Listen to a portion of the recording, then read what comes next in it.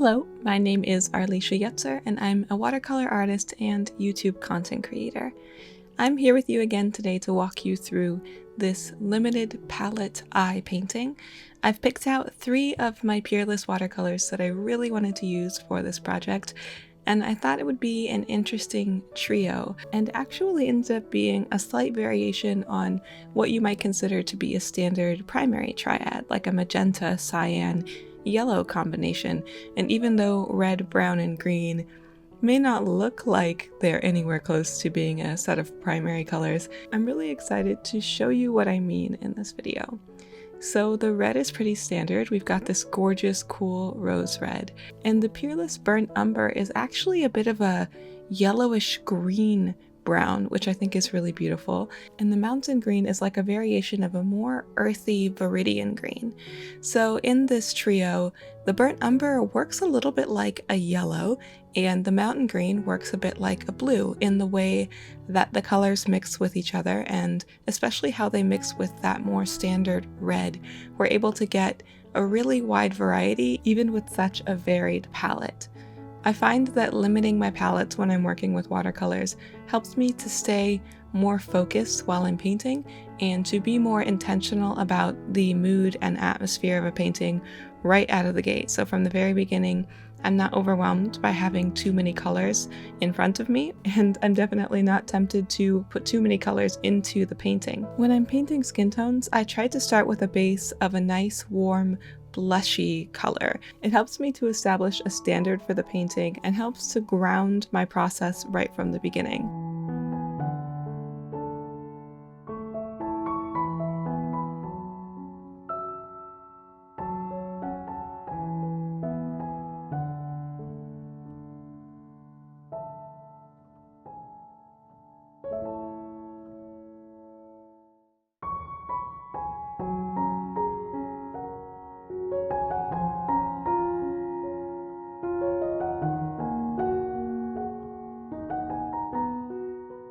Painting eyes is always fantastic practice for me. This painting, the entire process only took me about 25 minutes, and in this 9-minute video, you guys are seeing basically every single brush stroke that I made, with a couple rare exceptions.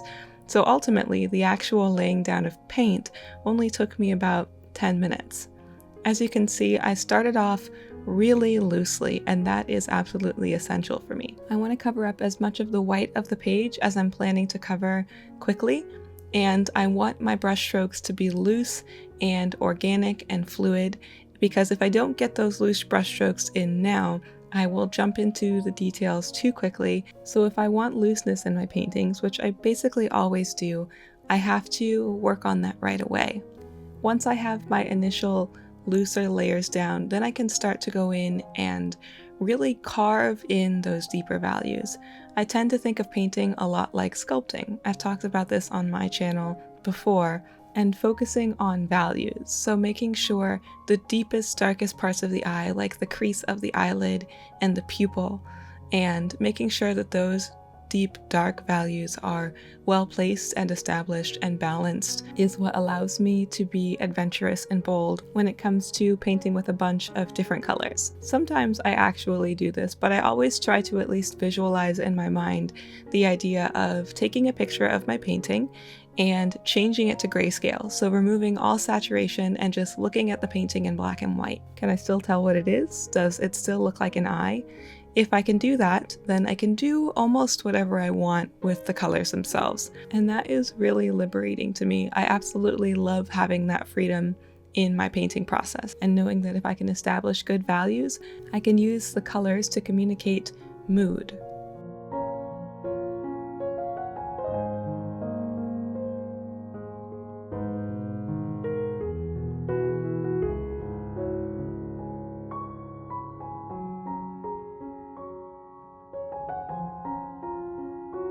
Once I was feeling that my values were pretty grounded, I went in to add more texture.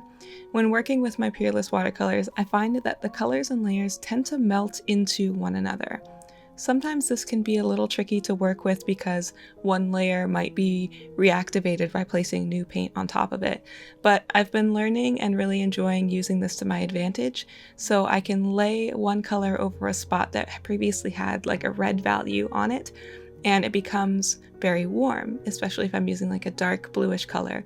But if I lay that same dark bluish color over, say, the brown of the eyebrow, for example, the resulting color is kind of a combination of the result of layering two transparent colors on top of each other, but also the colors, like I said, do kind of melt together.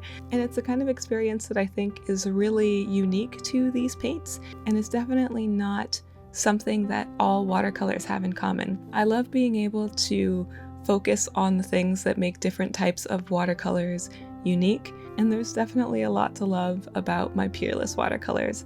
I love how vibrant the colors are. I love how the colors separate on the paper as they dry when you've mixed them together on your palette. So one layer of a color that I may have initially put down as a red actually separates out into a red with some pink and some oranges and some yellows, and I love finding those little treasures of color mixes. Whenever I really want to enjoy transparency and seeing colors interact with other colors, my Peerless set is the one I'm probably most likely to reach for.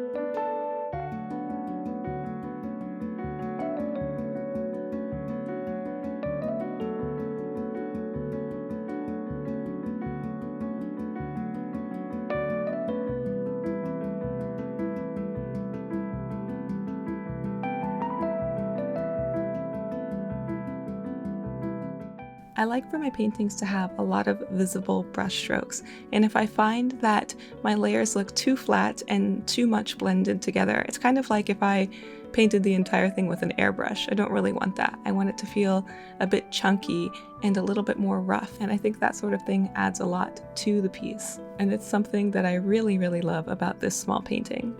I actually did 2 eye paintings with my Peerless watercolors recently. You can see the other painting I did, in which I used only 2 colors, on my YouTube channel.